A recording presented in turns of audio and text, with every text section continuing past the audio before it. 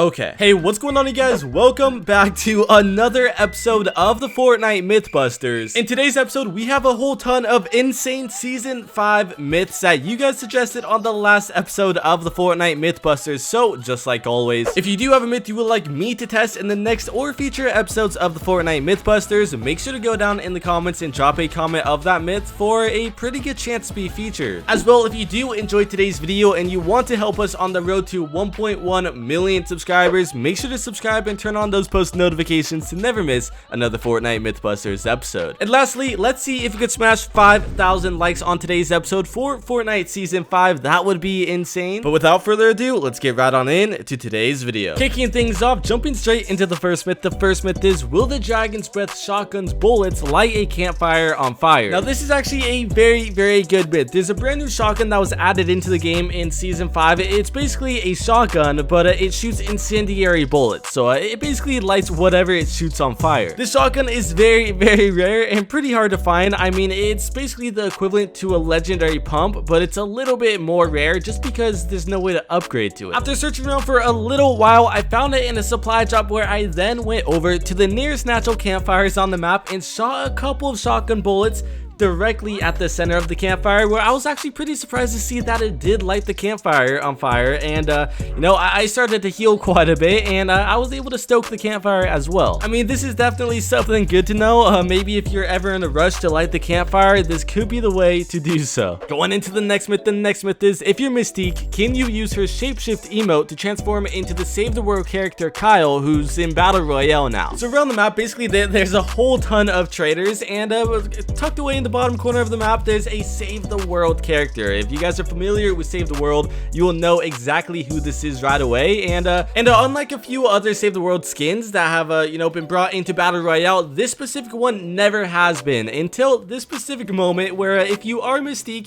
you go ahead and you do kill him and then use Mystique's shapeshift emote. You will actually transform into him and you will have his skin. Now, this is pretty cool because this is a player model that there's no other skins for. So I'm sure if you are running around using this skin, not taking any damage, obviously, because the second that you do take damage, you will lose it. But I'm sure a whole ton of players will get confused, and maybe you could troll some teammates or something. Going straight into the next myth. The next myth is, what happens when you land on top of an IO guard spawner? Now, this myth has been highly requested. Basically, around the map, there's the IO guards, and you'll notice that they spawn at specific locations, one of them being at Risky Reels. Now, if you do get to one of these spawners quick enough, you will actually be able to see them spawn. Basically, it's a box that comes straight up out of the ground, so if you are standing on top of that or even gliding, it will launch you up into the air pretty high, and you won't take any fall damage. Now, I don't know at any other spawn locations, but at Risky Reels specifically, in the case where the guards walked out in this formation or whatever,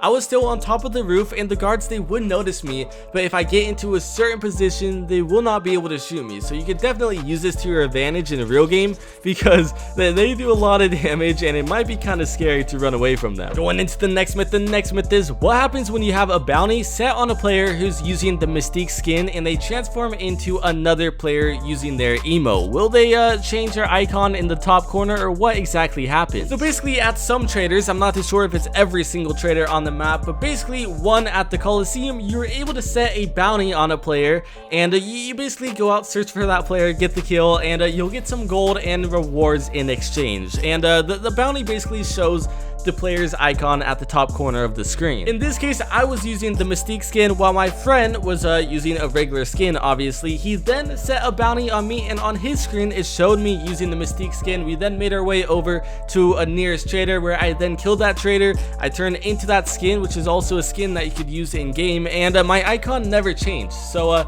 Mystique might be the way to go with the bounties and such nowadays, because this is definitely a little overpowered. Definitely a cool little way. If you keep dying to a bunch of bounties in game, this might save you a couple times for here on out. Going into the next myth, and another highly requested myth. This myth is, what happens when you drive a car into the 0 point? Now, the 0 point, unlike back in Fortnite Chapter 1 Season 10, you know, where the orb was basically in the direct center of the map and you could basically walk into it, the 0 point now is way high up into the air. So in a real game, if you wanted to build up there, you'd most likely get shot down. So I definitely had to do this in a Battle Labs game to try it out. Basically, I got a whole ton ton of materials: wood, metal, brick. I then got myself a car and built my way all the way up to the 0 point, where if you jump into it as a regular player, it'll basically, you know, do the teleportation animation, whatever that is, you know, where you go through the tube, and then it'll spit your player out with the anti-gravity effect, and you'll launch pretty far. This is also the exact same case that will happen with the car, just the car will not teleport with you. It'll actually kick you out of the car, and the car will just kind of be sitting up there, and the car doesn't move at all. So this is definitely good to know. Going into once another bounty myth, just like before, this myth is, can two players have a bounty set on each other? I definitely had to try this myth out because not everybody has access to custom matchmaking, nor can they actually try this out in a real game because you know, you can't really stream snipe. You'll end up getting banned, and you know, you're not always in a solo with your friends. When trying this myth out, I basically loaded up a custom matchmaking game, just me and my friend in the lobby, and basically we went into it. We landed at the Coliseum. I then set a bounty on my friend. He then made his way over to the bounty hunter as well, and he was actually able to set a bounty on me.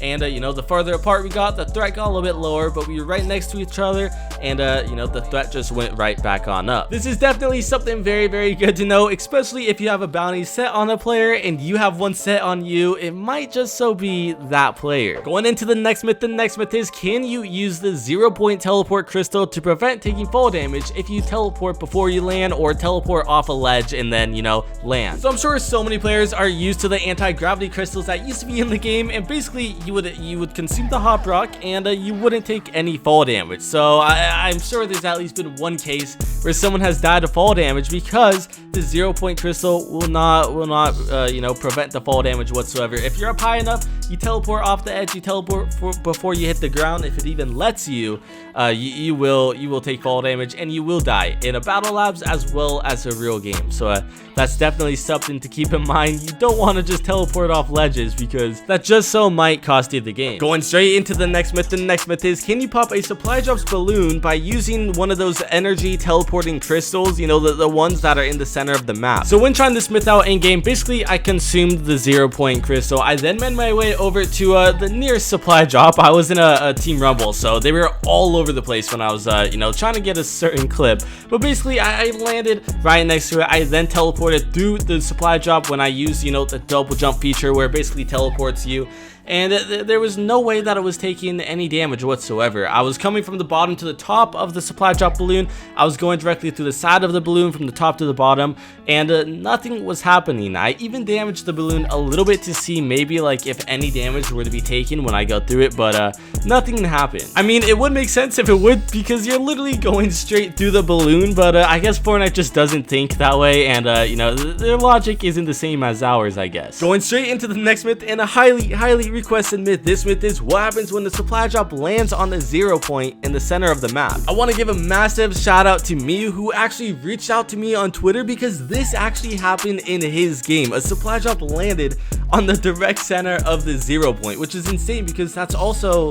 the direct center of the Fortnite map, I believe. Luckily, Miu actually had the replay file, which he then sent to me, and I went into game to check this out for myself, and the supply drop literally landed on top of the orb. But it's kind of weird because, you know, the little supply drop signal, I guess, that gets shown up on the ground with the smoke or whatever, that doesn't teleport to the main ground. Like, it doesn't go through the orb. It'll actually teleport on top of it, and it's kind of like there's a cube on top of the 0 point, which is pretty weird. When the supply drop actually landed on top of it, there was basically an invisible force field around the 0 point, and the supply drop never actually made contact with the 0 point. It landed before I even touched it, and you know, it made the noise, it made the animation and everything. You know, sometimes if a supply drop gets stuck on like a car or whatever, it will not fully register that it's on the ground, so you can't open it. But in this case, it was registered that it was on the ground. Definitely very interesting, and I'm sure everybody in the lobby who saw that was probably going crazy.